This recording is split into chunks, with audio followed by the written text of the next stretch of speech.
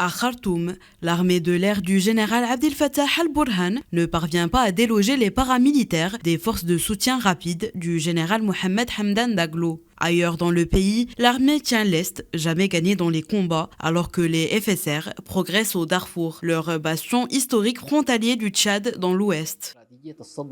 La récente incursion de la FSR terrifie certainement les gens et c'est la stratégie des milices depuis le mois d'avril. Mais tous les indicateurs suggèrent qu'ils n'ont pas la capacité de mener d'autres attaques contre Madani parce que les paramilitaires ont perdu beaucoup de pouvoir et la guerre s'est transformée en pillage et en chaos. Incapables de prendre un avantage décisif depuis plus de 6 mois, les deux camps piétinent, mais aucun n'entend faire de concessions à la table des négociations. La guerre d'usure entre les deux généraux rivaux a déjà fait plus de 9000 morts, près de 6 millions de déplacés et réfugiés et détruit la plupart des infrastructures, selon un bilan de l'ONU.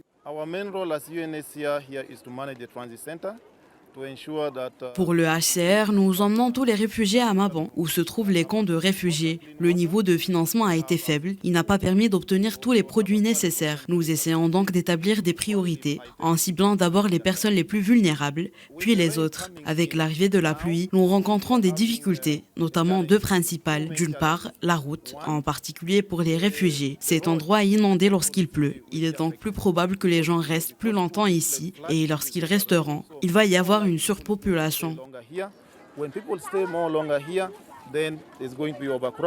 Les pourparlers entre les belligérants soudanais ont repris jeudi dans la ville saoudienne de Jeddah. Ils visent à faciliter l'acheminement de l'aide humanitaire, à établir des cessez-le-feu et d'autres mesures de confiance et à progresser vers une cessation permanente des hostilités. Des représentants des pays de l'IGAD, le bloc de l'Afrique de l'Est, composé du Kenya, de Djibouti, de l'Éthiopie et du Soudan du Sud, participent aux discussions de Jeddah au nom de l'Union africaine. Les tentatives de médiation précédentes n'ont abouti qu'à de brèves trêves, et même celles-ci ont été systématiquement violées. Selon des experts, le général Burhan et son rival Daglo semblent avoir opté pour une guerre d'usure avec l'espoir d'obtenir plus tard de plus grandes concessions à la table des négociations. Le département d'État américain a déclaré dimanche que ce sont les civils soudanais qui doivent définir la voie à suivre pour le Soudan. Il n'existe pas de solution militaire acceptable à ce conflit.